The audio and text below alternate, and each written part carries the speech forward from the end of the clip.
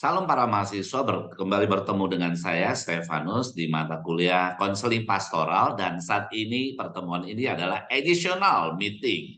Jadi ini adalah kelas pertemuan tambahan. Nah, ini sangat penting sekali. Jadi ini sepertinya satu puncak daripada pertemuan ini. Nah, tahapan proses konseling. Di dalam konseling harus memiliki tahap demi tahap. Walaupun di awalnya sudah dibicarakan, ada beberapa tahap dan kemudian ada beberapa yang perlu kita pikirkan dan kemudian kita ketahui dan tentunya kita laksanakan. Namun saya coba merangkumkan daripada tahapan proses konseling ini. Nah, kita lihat daripada langkah yang pertama. Jadi tahap proses konseling, tahap pertama itu adalah memberi harapan. Memberi harapan. Jadi jangan mereka itu datang Anda berkata begini, ih ngeri ya, ngeri ya. Aduh gimana tuh ya. Wah itu akan selesai semuanya. Orang yang sudah sakit, maka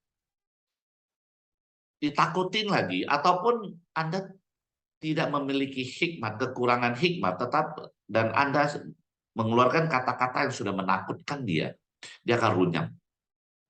Tetapi apa yang terjadi? Berikan harapan. Nah, saya pernah begini. Saya pernah sakit pada masa saya masih sekolah. Waktu saya masih sekolah, saya kena lever. Dan saya berobat dan mungkin lever saya itu tingkatannya lebih tinggi, lebih parah. Sehingga saya pernah tanya kepada dokter tersebut. Saya tanya ini, "Dok, ini bisa sembuh nggak?"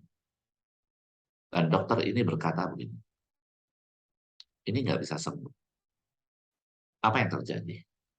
Mulai hari itu, makan 1 sendok pun itu sulit masuk di tenggorokan saya. Bisa masuk ke mulut makanan itu 1 sendok, tapi tidak akan bisa telan. Itu yang terjadi. Lalu orang tua saya membawa saya ke satu dokter berikutnya. Nah, kembali lagi mereka cek darah. Dan penemuannya juga sama. Kasusnya sama. Ini lever. Tingkatan yang cukup lumayan. Lalu pertanyaan saya itu yang pernah saya bertanya kepada dokter, yang sebelumnya saya tanyakan kembali, "Dok, apakah ini bisa sembuh?"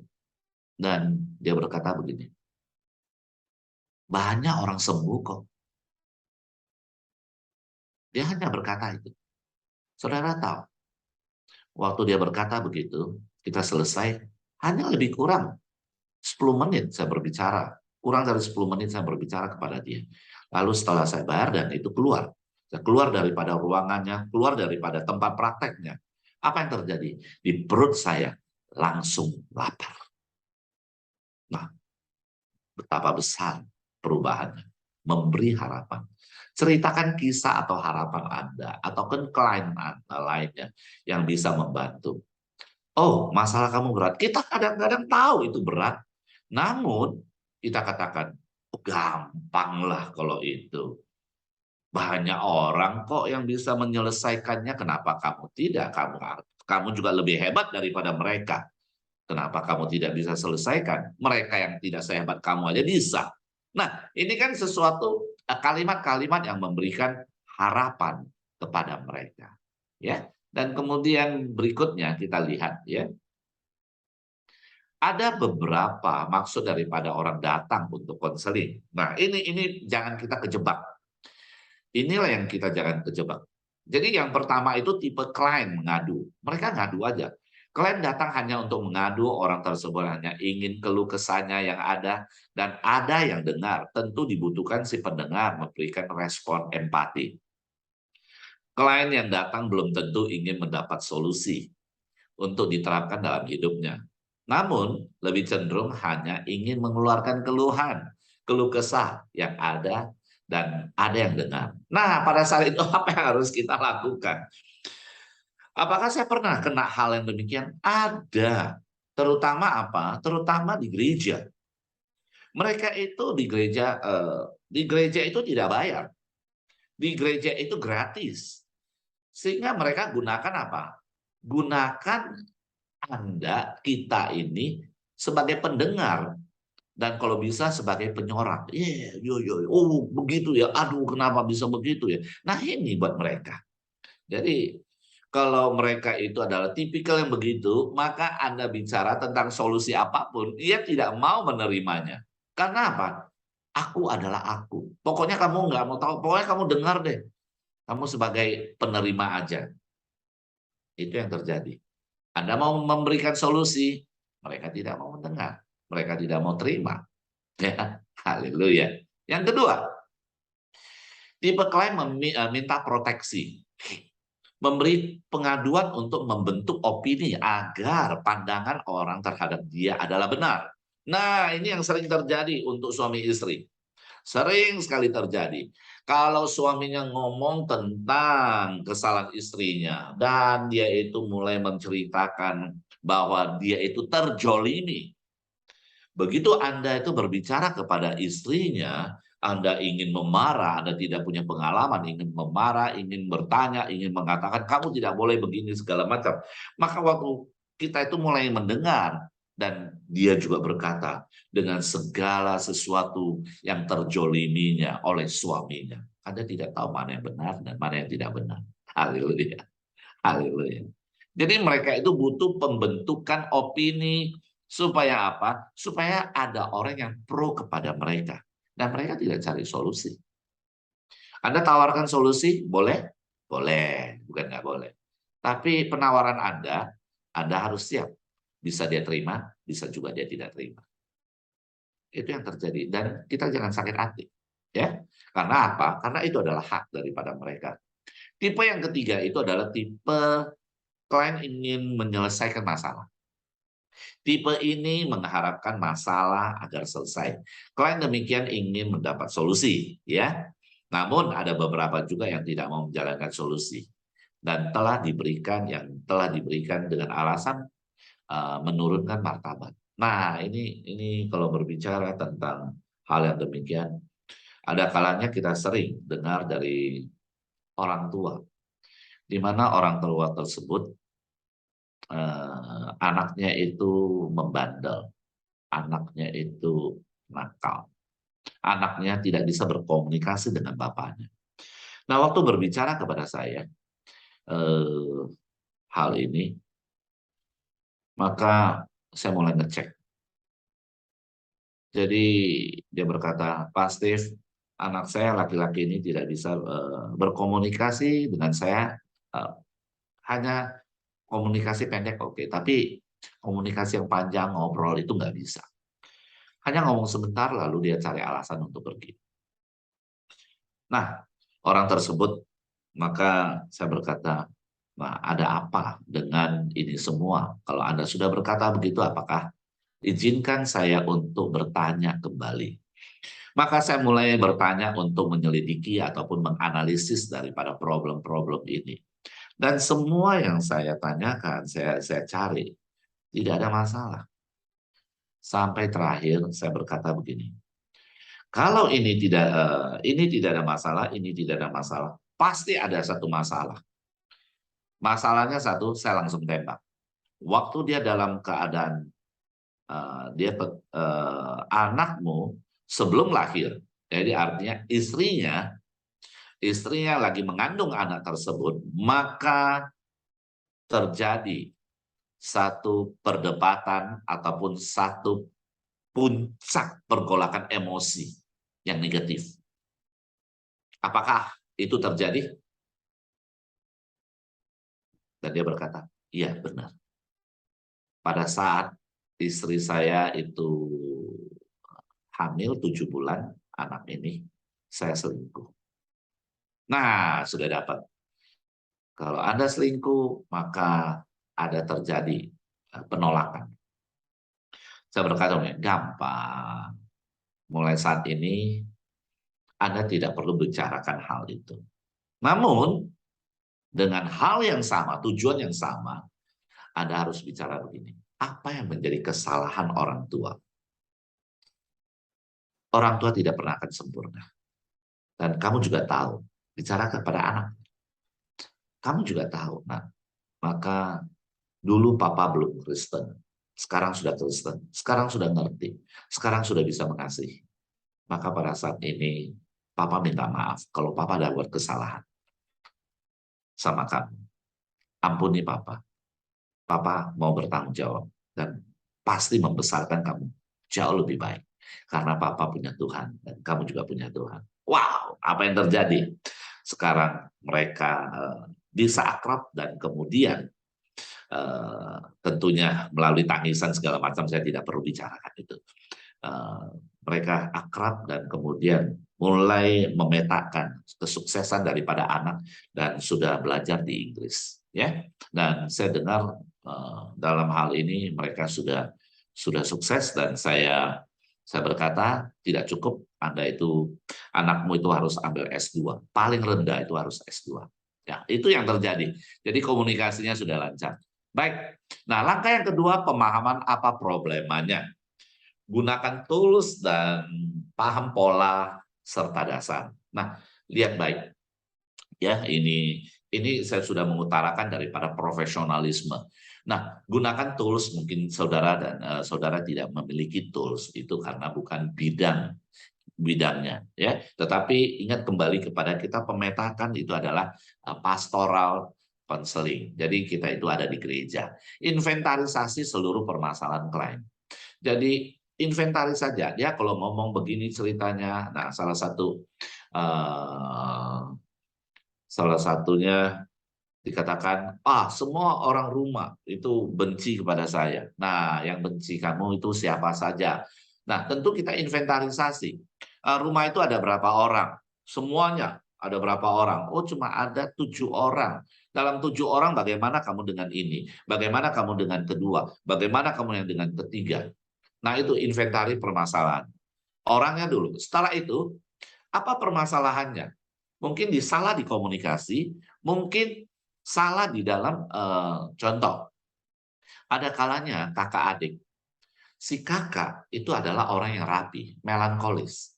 Tetapi si adik sembrautan dan letak sesuatunya sembarangan. Apa yang terjadi? Si kakak maunya rapi, si adik sembrautan. Apa yang terjadi? Stres kakaknya. Nah, kita harus tahu. Kalau dengan demikian itu bagaimana? Inventarisasi permasalahan. Ya, 2, menganalisis masalah yang paling berat, mengganggu serta yang bertujuan untuk menyelesaikannya. Satu pertengkaran antara kakak dengan adik. Ini adalah kasus yang terbaru yang saya tangani. Kakak dengan adik, dan si adiknya itu sudah terjadi sudah pola pikirnya itu adalah lebih saya spesifikkan, orang yang sangat dimanja dan tidak mau tahu kesulitan orang lain, hanya mau tahu dirinya itu enak, dan semua orang yang berkata kepada dia kalau tidak menyenangkan hati dia itu semuanya salah. Hanya dia saja yang benar. Nah, adiknya itu sekarang sudah umur 40 tahun. Apa bisa diubah orang tersebut? Adiknya nggak mau berubah.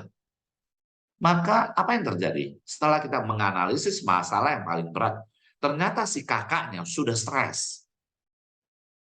Saya lakukan ini gagal, saya lakukan ini gagal, saya lakukan ini, malang dia itu ambil pisau dan kejar saya. Nah, ini di dalam kehidupan orang kaya, bukan kehidupan orang miskin. Mengganggu serta bertujuan, dia udah stres daripada kakak ini. Lalu saya berkata begini, kamu harus bisa mengerti orang tersebut yang begitu buas dan liar. Jangan membangkitkan keliarannya. Jangan membangkitkan kebuasannya. Tetapi kita harus belajar untuk menerima dia. Karena dia tidak mau berubah. Kalau dia tidak mau berubah, Anda yang berubah strategi. Itu yang saya memberikan. Tentunya ada beberapa hal yang saya berikan, tentunya tidak bisa akan komplit karena ini adalah berbicara waktu. Yang ketiga, sasaran beberapa solusi untuk dipilih. Nah, selalu berikan solusi. Kalau ini begini, kalau ini begini, ini begini. Nah, salah satu saran yang saya berikan adalah kamu itu harus berubah. Berubah dengan cara yang bagaimana, cara yang bagaimana. Itu adalah langkah yang kedua. Baik, kita lihat lagi. Langkah yang ketiga, dorong untuk kenal diri sendiri. Nah, hal ini sangat penting sekali. Kenapa harus kenal diri sendiri? Karena apa? Yang kita hadapi itu bisa kita selesaikan dengan cara kita mengenal kemampuan kita. Dengan mengenali dirinya sendiri dan emosinya, maka mudah menyelesaikan masalah. Waktu dalam keadaan kita itu melihat sesuatu dan emosi kita juga cukup tinggi. Maka apa yang terjadi? Mulai kita kenal emosi itu dan kemudian kita bisa menghindari. Kita hindari hal itu. Jangan lihat atau memiliki nilai positif. Kita berpikir memiliki nilai positif yang dia pikirkan. Nah, itu adalah salah satu solusi. Jadi, saya ketemu dengan satu orang yang dimana umur orang tersebut itu 13 tahun, seorang anak kelas SMP. Dan dia itu bisa melihat katanya roh kegelapan. Katanya sih. Jadi kalau karena saya itu adalah dia datang dan kemudian minta solusi, maka saya mulai bertanya, kamu ini bisa lihat kuasa kegelapan, bisa lihat sesuatu, itu bagaimana caranya? Dia berkata, nah itu sedang duduk di sana. Nah, dia sedang lihat kita bicara. Nah, hal-hal begitu. Kalau ada kalanya kita ini takut. Ya, tetapi kita mulai menganalisis seperti tadi di langkah yang kedua, ya. Seperti di langkah yang kedua mulai menginventarisasi apa permasalahannya dan kemudian mulai mengenali daripada dirinya. Nah, kenapa kamu bisa melihat itu? Kapan kamu mulai bisa melihat? Wah, saya mulai bisa melihat dari sejak kecil, dia katakan. Nah, ini masih umur 13 tahun. Lalu kenapa waktu kamu bisa melihat itu karena apa? Karena apa kamu sering nonton TV yang demikian, TV yang tentang hantu dan setan segala macam. Saya sebenarnya tidak mau, tapi mama saya itu memaksa saya nonton. Nah, kita tahu bahwa nonton hal tersebut dan keseringan maka akan membentuk gambar di saraf kita. Sehingga itu terbiasa. Gambar itu akan muncul kapan saja karena sudah terbiasa. Lalu setelah kita analisis, kita tahu kapasitasnya sebenarnya dia itu dipaksa dan kita juga akan tanya pada dirinya, kamu mau nggak untuk tidak melihat? Dia berkata, mau, saya sebenarnya tidak mau melihat itu. Nah, kita sudah tahu, kita sudah kenal, kita sudah tahu diri dia. Pertama, dia itu dicekokin, ya, sehingga menjadi bagian daripada yang bisa melihat hal tersebut. Yang kedua, memang prinsipnya dia tidak mau melihat, dia akan menolak. Maka kita lakukan apa solusinya yang perlu kita lakukan, ya itu. Jadi tangkapnya itu. Nah, kalau Anda itu tidak ketemu dengan kasus yang demikian, maka lebih baik Anda berkata dan sangat ampuh sekali, gunakan doa pujian penyembahan. Gunakan Bible, baca Bible. Waktu Anda melihat, Anda sebutkan, memberikan ayat-ayat firman Tuhan, dan mulai alihkan pemikirannya ke firman Tuhan. Itu bisa menghilangkan daripada gambaran tersebut, ya. Oke, ini yang ketiga, dan kemudian yang keempat sebagaimana penutup. Nah, para mahasiswa bisa melihat di dalam langkah keempat intervensi dengan kelebihan klien. Nah, temukan energi perubahan dari hal baik yang telah ada di dalam klien, di dalam diri klien. Nah, sangat kita sebagaimana seorang konselor itu intervensi, ya, dengan kelebihan klien. Jadi pasti ada. Seseorang itu pasti ada kelebihannya yang baik, ada kelebihan tersebut. Waktu dia punya kelebihan, gunakan kelebihannya dan apa yang menjadi kelebihannya sehingga dia menjadi sukses. Apa kelebihannya sehingga dia menjadi sukses? Dan akuilah, dalam arti kata begini, suruh dia akui dan suruh dia bayangkan, kamu mengerjakan ini, kamu suksesnya begitu. Dan kamu sadar nggak? Sadar. Kenapa kamu bisa sukses? Dia mulai banggakan diri, dia mulai berbicara, wah saya lakukan ini, lakukan. Anda ambil satu rangkuman kata, artinya Anda hebat, artinya kamu hebat. Nah, orang yang sehebat kamu akan mengulangi kehebatannya lagi. Maka untuk masalahmu ini, mari kita akan ulangi kehebatan kamu supaya masalah kamu selesai. Jangan takut, kamu sudah pernah jadi juara dan kamu akan juara kembali. Nah, inilah salah satu angkat daripada kehebatan dia untuk menyelesaikan yang tidak hebat dan berubah dia menjadi hebat. Baik, saya kira ini adalah additional meeting ataupun pertemuan tambahan, dan saya percaya dan saya yakin para mahasiswa akan mempergunakan hal ini kalau ketemu dengan kasus-kasus demikian, dan saya percaya para mahasiswa pasti sukses. Dalam nama Tuhan Yesus, diberkati. Amin. Terima kasih dan sampai jumpa di dalam mata kuliah yang lainnya. Haleluya.